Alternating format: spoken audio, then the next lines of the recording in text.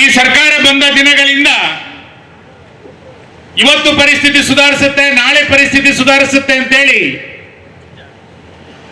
ನಾವು ಕಾಯ್ತಾ ಬಂದ್ವಿ.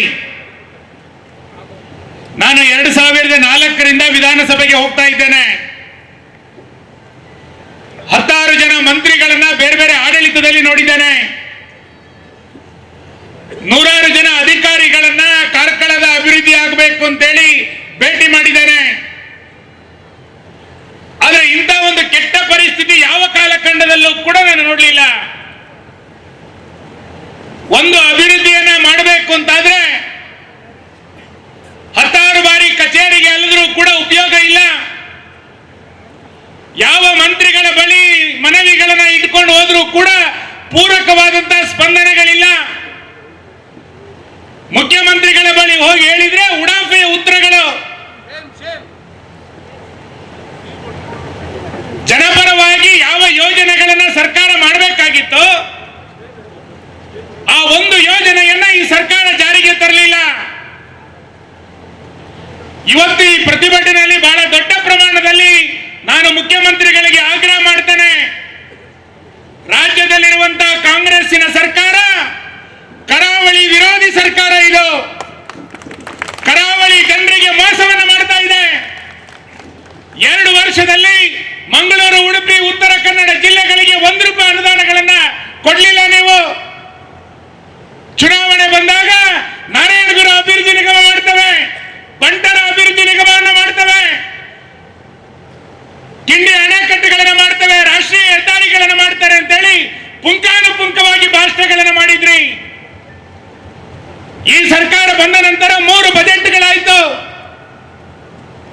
ಈ 3 ಜಿಲ್ಲೆಗಳಿಗೆ ಏನು ಅನುದಾನ ಕೊಟ್ಟಿದ್ದೀರಿ ಹೇಳಿ?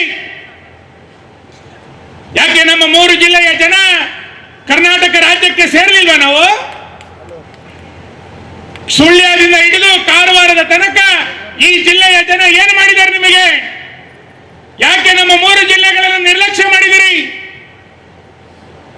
ಕಳೆದ ಬಾರಿ 1.5 ವರ್ಷದ ಕೆಳಗಡೆ ಜೂನ್ ತಿಂಗಳಿನಲ್ಲಿ ಮುಖ್ಯಮಂತ್ರಿಗಳು ನಮ್ಮ 2-3 ಜಿಲ್ಲೆಗಳಲ್ಲಿ ಭಾರಿ ಮಳೆ ಆಯಿತು ಅಂತಂದಾಗ ದಕ್ಷಿಣ ಕನ್ನಡ ಜಿಲ್ಲೆಗೆ ಭೇಟಿ ಕೊಟ್ಟಿದ್ರು, ಉಡುಪಿ ಜಿಲ್ಲೆಗೆ ಭೇಟಿ ಕೊಟ್ಟಿದ್ರು, ಉತ್ತರ ಕನ್ನಡ ಜಿಲ್ಲೆಗೆ ಭೇಟಿ ಕೊಟ್ಟಿದ್ರು. ನಾನು ಮನಸ್ಸಿನೊಳಗೆ ಸಮಾಧಾನ ಪಟ್ಕೊಂಡೆ. ಅವತ್ತು ಕರಾವಳಿ ಜಿಲ್ಲೆಗಳಲ್ಲಿ ವಿಪರೀತ ಮಳೆ ಆದಾಗ ಸ್ವತಃ ಅದನ್ನು ನೋಡ್ಲಿಕ್ಕೋಸ್ಕರ ಸಿದ್ದರಾಮಯ್ಯ ಬರ್ತಾ ಇದ್ದಾರೆ, ಅಧಿಕಾರಿಗಳ ಸಭೆ ನಡೆಸ್ತಾ ಇದ್ದಾರೆ ಅಂತೇಳಿ ಒಬ್ಬ ಶಾಸಕನಾಗಿ ನಾನು ಖುಷಿ ಪಟ್ಟಿದ್ದೆ. ಈ ಸಭೆಯ ಮುಖಾಂತರ ಕೇಳ್ತೇನೆ ನಾನು, 2023-24ರಲ್ಲಿ ಜೂನ್ ತಿಂಗಳಲ್ಲಿ ಮಳೆ ಆದಾಗ ನೀವು ಭೇಟಿ ಕೊಟ್ರಲ್ಲ ದಕ್ಷಿಣ ಕನ್ನಡಕ್ಕೆ, ಉಡುಪಿಗೆ, ಉತ್ತರ ಕನ್ನಡಕ್ಕೆ, ಡಿಸಿ ಕಚೇರಿಗಳಲ್ಲಿ ಮೀಟಿಂಗ್ ಮಾಡಿದ್ರಲ್ಲ, ಆ ಸಭಾ ನಿರ್ಣಯಗಳಲ್ಲಿ ಯಾವ ನಿರ್ಣಯಕ್ಕೆ ಅನುದಾನ ಕೊಟ್ಟಿದ್ದೀರಿ ಹೇಳಿ ನೋಡೋಣ. ಮಳೆಗಾಲ ಬಂದಾಗ ಮನೆಗಳಿಗೆ ಬಿದ್ದೋಗಿದೆ, ಅದಕ್ಕೆ ಅನುದಾನ ಕೊಡಿ ಅಂತಂದಾಗ 1 ಮನೆಗೆ ಹಣ ಕೊಡ್ಲಿಲ್ಲ. ಎಲ್ಲ ಕಡೆಗಳಲ್ಲಿ ಕಾಲು ಸಂಖ್ಯೆಗಳು ಕಿತ್ಕೊಂಡು ಹೋಗಿದೆ, ಕಾಲು ಸಂಖ್ಯೆಗೆ ಹಣ ಬಿಡುಗಡೆ ಮಾಡಿ ಅಂತಂದಾಗ 1 ಕಾಲು ಸಂಖ್ಯೆ ಮಾಡಲಿಲ್ಲ. ಗ್ರಾಮೀಣ ರಸ್ತೆಗಳಿಗೆ ಹೋಗುವಂತ ಪರಿಸ್ಥಿತಿ ಇಲ್ಲ. 50 ಕೋಟಿ ರೂಪಾಯಿ ವಿಶೇಷ ಪ್ಯಾಕೇಜ್ ಕೊಡಿ ಅಂತ ಕೇಳಿದ್ವಿ, ₹1 ಅನುದಾನ ಕೊಡ್ಲಿಲ್ಲ ನೀವು.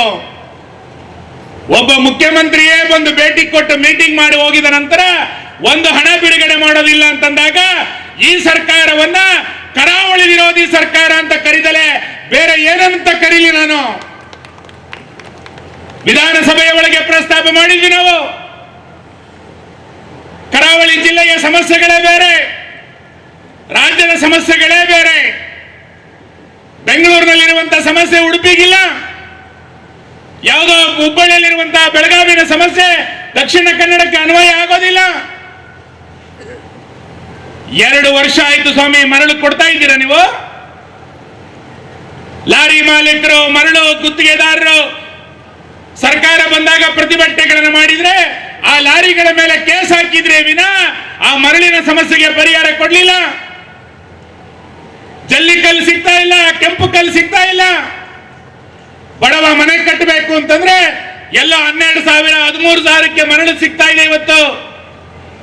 ಅದು ಕೂಡ ಕಷ್ಟಪಡುವಂತ ಪರಿಸ್ಥಿತಿ ನಿರ್ಮಾಣ ಆಗಿದೆ. ಏಕವಿನ್ಯಾಸದ ಸಮಸ್ಯೆ, 9/11 ಸಮಸ್ಯೆಯನ್ನು ಯಾರು ಅನುಭವ ಮಾಡಿದ್ದು. ನಮ್ಮ ತಾಲೂಕಿನಲ್ಲಿ ಸುಮಾರು 600 ಅರ್ಜಿಗಳು ಬಾಕಿ ಉಳ್ಕೊಂಡಿದೆ ಗ್ರಾಮ ಪಂಚಾಯಿತಿಗಳಲ್ಲಿ. ಬಡವ 5 ಸೆನ್ಸ್ಗಳಲ್ಲಿ 3 ಸೆನ್ಸ್ಗಳಲ್ಲಿ ಮನೆ ಕಟ್ಟಬೇಕು ಅಂತಂದ್ರೆ 9 and 11 ಸಿಗ್ತಾ ಇಲ್ಲ ಇವತ್ತು ಏಕವಿನ್ಯಾಸ ನಕ್ಷೆ. ಬಹಳ ಆಶ್ಚರ್ಯ. ಸರ್ಕಾರದ ಕಾನೂನು ಹೆಂಗಿದೆ ಅಂತ ಕೇಳಿದ್ರೆ, ಅಧಿಕಾರನವನು ಮನೆ ಕಟ್ಟಬೇಕು ಅಂತಂದ್ರೆ ಕಾಪು ಪ್ರಾಧಿಕಾರಕ್ಕೆ ಹೋಗ್ಬೇಕಂತೆ. ಈಜೂರವನು ಮನೆ ಕಟ್ಟಬೇಕು ಅಂತಂದ್ರೆ ಕಾಪುಗೆ ಹೋಗ್ಬೇಕಂತೆ. 500 ರೂಪಾಯಿ 600 ರೂಪಾಯಿಗೆ ಆಗ್ತಾ ಇದ್ದಂತ ಪ್ರಾಧಿಕಾರ ಇವತ್ತು 10,000 20,000 ಕೊಟ್ಟರು ಕೂಡ ಇವತ್ತು ಪ್ರಾಧಿಕಾರದಲ್ಲಿ ಸಮಸ್ಯೆಗಳಿಲ್ಲ. ಮೊನ್ನೆ ಉದಯವಾಣಿ ಪತ್ರಿಕೆ ವರದಿ ಮಾಡಿತ್ತು, ಏಕವಿನ್ಯಾಸಕ್ಕೆ 20,000 ರೂಪಾಯಿ ಕೊಟ್ಟರು ಕೂಡ ಇವತ್ತು ಆಗ್ತಾ ಇಲ್ಲ ಅನ್ನುವಂಥದ್ದನ್ನು ಉಲ್ಲೇಖ ಮಾಡಿತ್ತು. ನಮ್ಮ ತಾಲೂಕಿನಲ್ಲಿ 600 ಅರ್ಜಿಗಳು ಬಾಕಿ ಇದೆ ಅಂತಂದ್ರೆ ಜಿಲ್ಲೆಯಲ್ಲಿ ಎಷ್ಟು ಅರ್ಜಿ ಬಾಕಿ ಇದೆ, ಇಡೀ ರಾಜ್ಯದಲ್ಲಿ ಎಷ್ಟು ಅರ್ಜಿ ಬಾಕಿಗಳಿದೆ? ಒಂದಾದ್ರೂ ಸಭೆ ನಡೆಸಿದ್ರ ಇದಕ್ಕೆ ಸಂಬಂಧಪಟ್ಟಂತೆ? ನಾವು 5 ಜನ ಶಾಸಕರು ವಿಧಾನಸಭೆಯ ಒಳಗೆ ಇದನ್ನು ಪ್ರಸ್ತಾಪ ಮಾಡಿದ್ವಿ. ಸ್ವಾಮಿ, ಮನೆ ಕಟ್ಲಿಕ್ಕೆ ಆಗ್ತಾ ಇಲ್ಲ, ಇದಕ್ಕೆ ಪರಿಹಾರ ಮಾಡಿ ಅಂತ. ಸಚಿವರು ಇವತ್ತು ಮಾಡ್ತೀನಿ ನಾಳೆ ಮಾಡ್ತೀನಿ ಅಂತ ಹೇಳ್ತಾರೆ. ಏಕವಿನ್ಯಾಸಕ್ಕೆ 9 and 11ಗೆ ಈ ರಾಜ್ಯ ಸರ್ಕಾರದಲ್ಲಿ ಪರಿಹಾರ ಇಲ್ಲ.